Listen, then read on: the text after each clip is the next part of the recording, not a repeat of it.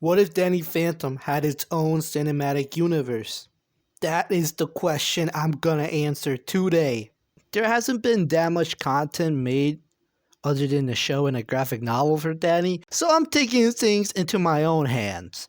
I want to brainstorm what will look like if Paramount or whoever owns Danny Phantom decides to milk it for all it's worth. I would like to say that I am not a professional scriptwriter or professional anything. I'm just going with the flow on this one and see where it leads down to. Now let's get into it. First movie in this universe is Danny Phantom or Phantom Begins. Yes? No? Okay, we'll workshop that later. This is a pretty simple start. The plot being an origin story and introduction to Danny Phantom, or I should say Danny Fenton and his friends Sam, Tucker, his family. The first part of this movie, we see his regular life, his supporting cast, his ghost hunting parents, being a loser in school while crushing on Paulina. Classic teenage loser. Sorry, Danny. We eventually see him go through the ghost portal, giving him his powers and unleashing a bunch of ghosts all over town. In the movie, we see Danny learning how to use his powers and fight against minor ghosts. A small funny scene with the box ghost. Cause come on, how can I not include the best character in the entire Phantomverse? Throughout the movie, we see Danny now wanting to use his powers or being a superhero, thinking he's a freak, but helps out with stopping the ghost with his friend's support and encouragement, although still unsure of who he is now. Before eventually we come across the main villain antagonist of the movie, Skulker, which in my opinion, I think will make a good first villain. Skulker heard rumors of there being a half-human ghost hybrid, a Haffa, knowing they are rare and decided this would be his greatest hunt. Danny has to go against a bigger, dangerous threat than usual while still trying to become popular in school and trying to get his crush. So much change and stress may be causing him to distance himself from Sam and Tucker. Add some more drama in this movie. Danny gets beaten hard while gaining doubt about himself, barely able to escape Skulker's clutches. His sister Jazz has been noticing how stressed and different Danny has been lately. He decides to tell her everything. She comforts him and gives him advice, promising to keep his secret. Skulker has been studying Phantom all this time and starts creating havoc in the middle of town, knowing he will come with his need to help the weak. Danny's parents, Jack and Maddie, find out about the final ghost attack and goes there to try and stop him. Sam and Tucker also try helping while also contacting Danny. Once he finds out, he goes ghost for a final showdown with Skulker, fully embracing his role as a superhero, and proceeds CGI classic superhero fight. And boom, that's the basic rough draft of the first movie. But wait, we can't forget about the post-credit scene. In it, we see a man watching footage of Danny in a bunch of screens and monitors. And that's it. A little sneak peek. Overall, it's a pretty simple introduction movie. And in this made-up alternate world we made, where Danny Phantom has a live-action movie, it became a success. And the studios was like, oh, we gotta keep rolling. We gotta keep making all these movies. And that's how we get Danny Phantom 2. I am not good with titles. This would take place a couple months or so after the first movie. Danny Phantom being a known superhero, hated and feared by some in the public, but overall loved, mainly by the teens in town. I was thinking we start off the opening scene in the movie with a flashback many years back to young Maddie, Jack, and Vlad, creating a prototype mini ghost portal. That's right, the main villain of the movie is Vlad Masters, or Vlad Plasmius, plus the guys in white. After the opening sequence, we cut to now, with Danny Phantom having a fight with the lunch lady ghost. We see Danny being more skilled than the last movie during the fight, even see him trying to use some new powers or moves, although he fails at some of them. We have romantic tension between Sam and Danny before we see a new girl arrive, Valerie Gray, her being the love interest for Danny in this movie. Vlad, an old friend of Jack, comes back to town in charge of a new organization focused on ghost hunting, the Guys in White, with Valerie's dad being a head scientist in it. Fast forward, we see Vlad confront Danny, revealing that he knows his identity, but also how he is the same as him, explains the accident that created him in college. And Danny is glad he isn't the only one and has a mentor since Vlad knows all sorts of tricks.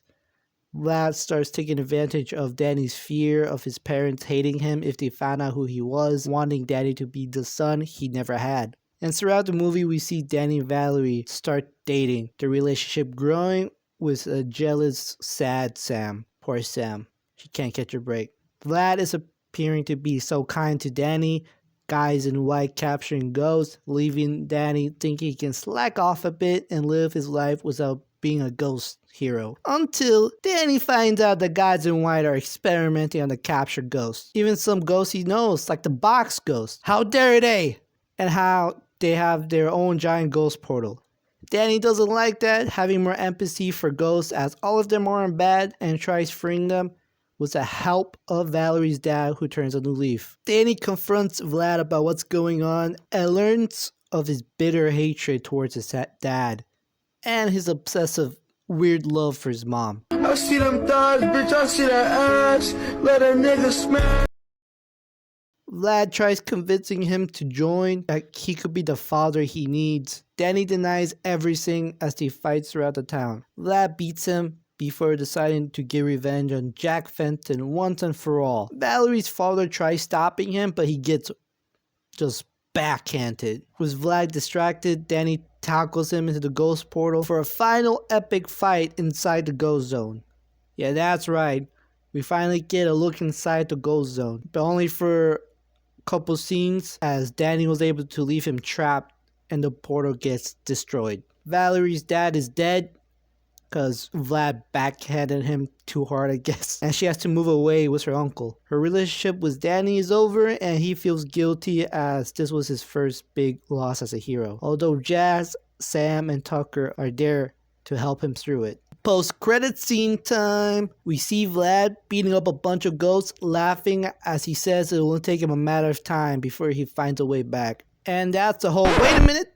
There's another post-credit scene. We see Valerie moving into her new home. Before she makes sure no one's looking, she opens up a metal case, revealing a ghost hunting suit with equipment, vowing hatred to all ghosts. Dun dun dun! Now that we established this world, its characters, and gain enough of an audience willing to watch more, and all the money we got from the success of these two movies, it's time we keep the train going.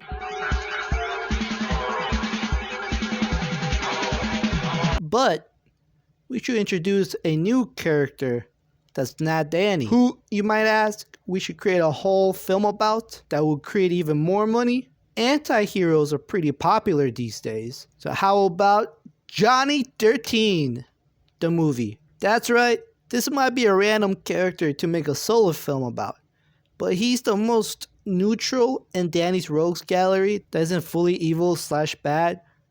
More chaotic neutral, I'll say. So let's make him an anti-hero because that audience loves anti-heroes and we're here to make money. So Johnny 13's going to be the main character, obviously, with Kitty being his love interest. And the main villain is Walker. The plot is we get introduced to Johnny while he is still alive. What? You heard me. We'll see him as a young adult, 19, 20 or so. He's a rebel, a badass with a girlfriend. He's so cool, he doesn't even wear a helmet when he rides his motorcycle. Which is why he dies in a crash after a fight with Kitty.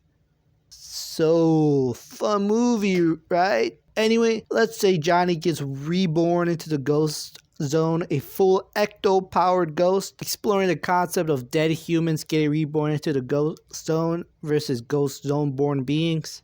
Johnny gets arrested instantly by Walker and gets trapped in the prison. Bunch of different character cameos in there. He meets Skulker and they team up for a jailbreak. Now free, he explores the way out that dimension to see his girlfriend Kitty once more. And along the way, he meets and befriends a shadow spirit being. Moving on, during the film, he finds out about Ghost Zone lore, all while being chased after Walker and his second-in-command, Bullet, deep cut, for causing a prison break.